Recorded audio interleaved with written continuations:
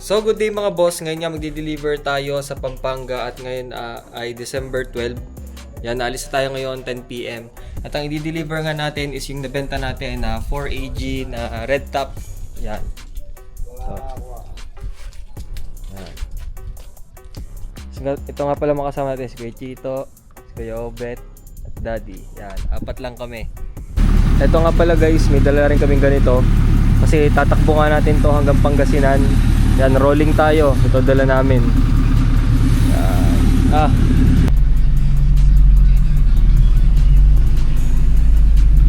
So ayan guys, magpapagas muna tayo. So syempre full tank pa rin to, kagaya nung kinuha natin to sa Dasmariñas. Yan. So full tank muna bago tayo umalis papuntang Pampanga.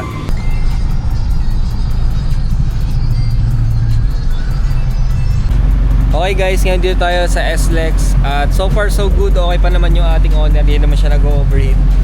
Kaso nga lang kanina, umulan. Ayan oh. Hindi ako makapag-video kanina kasi ako ang driver. Eh wala din naman ako mabibidyoan at madilim pa nga sa Startol.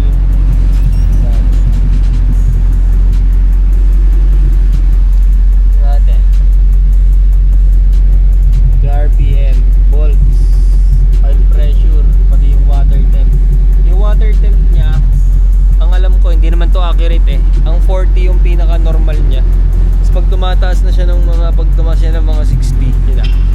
Pwedeng mag-overheat na siya. Yun ang ano ko sa mga ganong DP gauges. Kasi hindi naman sila urik. Yan guys, traffic dito sa Skyway. Bali pa exit na kami, malapit namin sa exit. At ngayon nga ay ano na. Ayan, 12:14. So mahigit 2 hours na tayong nananakbo.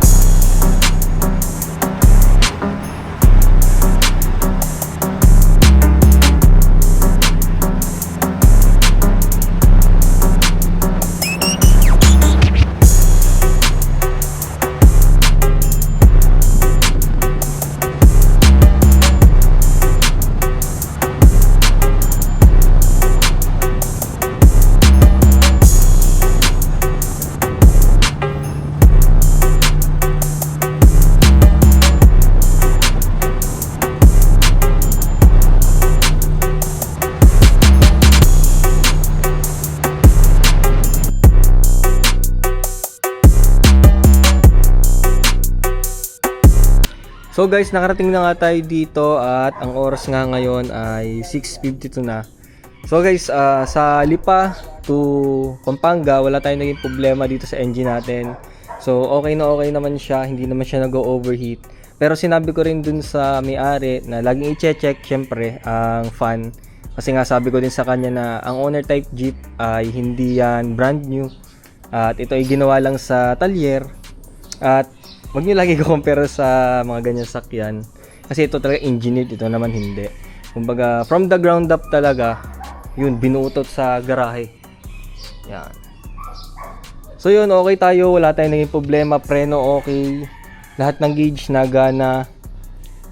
Yung sa gas niya guys, simula sa Lipa hanggang dito, naka ano kami, isa't kalahati. Bali isang full tank tapos kalahati yung nabawas sa isang buo sa isang full tank.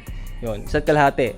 So para sa akin medyo malakas-lakas pa rin yun kasi sa 4AG nga, naka 4AG siya. At ang isang full tank na ito mga boss ay 1.5 lang. So umabot tayo siguro ng mga 2,000 plus sa biyahe natin papunta dito. So imagine niyo, hindi pa to dito. Kasi ano yun 150 kilometers, 151 to be exact, yun. So, napakalayo nun. So, kayo naman bahala mag-judge kung hindi running condition to. Sa layong yun. At nagpahinga nga pala kami kanina guys, kaya hindi na ako nakapag-vlog kasi sobrang antok na ako. At napaka-traffic nga guys sa NLEX kanina. Hindi namin alam kung bakit. Madaling araw na, alas 3. Traffic na traffic pa din. So guys, nandito nga yung may-ari natin ng owner yung nakabili. So, ma'am, tatanungin lang kita, no? So, bakit po kayo nag-owner type Jeep? Gusto lang ma-experience nung kasama ko kung anong Feeling na feeling naka-owner. ng naka-owner. Tsaka nakikita niya kasi yung mga vlog mo. Gusto niya yung So, ma'am, ganyan, mga unique. unique nga. So, ma'am, kahit siguro naman, naintindihan nyo naman na medyo pricey talaga yung owner. So, okay lang sa inyo na kahit mahal, okay lang. Oo, basta yung quality kasi, ano niya. Pati yung driving experience iba sa kotse. Yan. Thank you po, ma'am. Thank you. So, yan guys. Naturo ko na sa may-ari yung dapat ituro ko dito sa mga gagawin. Yan. At sabi ko rin nga, ulitin ko na lang din, bago i-start, dapat mag-ano muna siya, yung tututut, gaganon yung pagkatapos pwede na. Ito, di Bluetooth yan.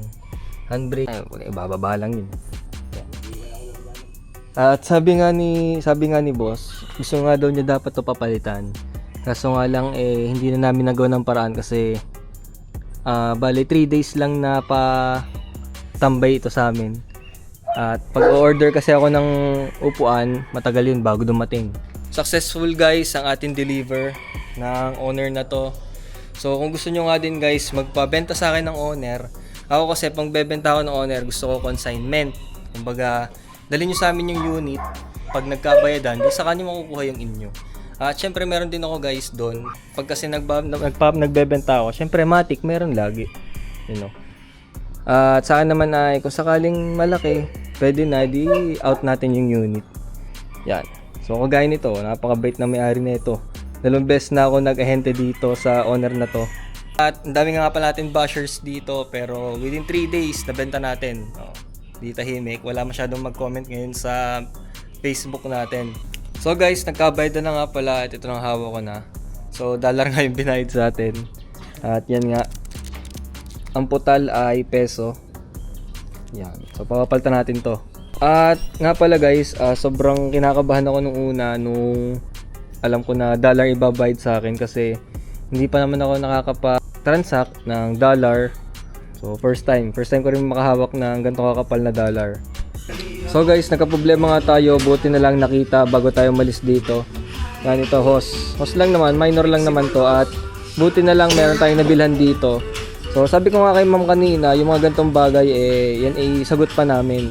Pero once na umalis kami dito tapos ay kunyari yung malalaking kuwari, ma-overheat ni sir, kuwari hindi niya natingnan yung mga fan, water temp, yun ay ano na, sa may-ari na mismo yun. Pero yung mga gantong bagay na palinis lang ng mga hose, ganyan, yun, kaya namin sagutin yun. Kasi sa totoo lang guys, ito talaga is as is. So wala siyang warranty, pero yung mga malilit naman na bagay, kaya naman namin ibigay yun. Yan guys, okay na yung hose, so check natin kung okay na. Nilagyan na rin ng fluid. Yan. So guys, dito to inabot kasi kung yan inabot sa amin, hindi kami makarating dito, ubos na yung fluid, pero hindi nung dumating lang kami sa kalang.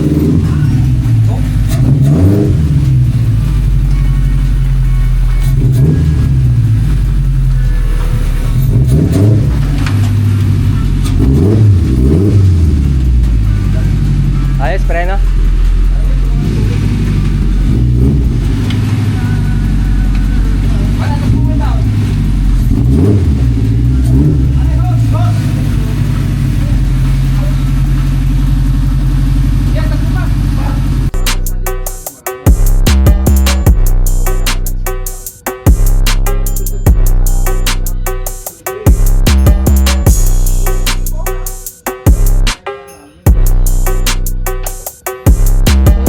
Boss, kain muna kami.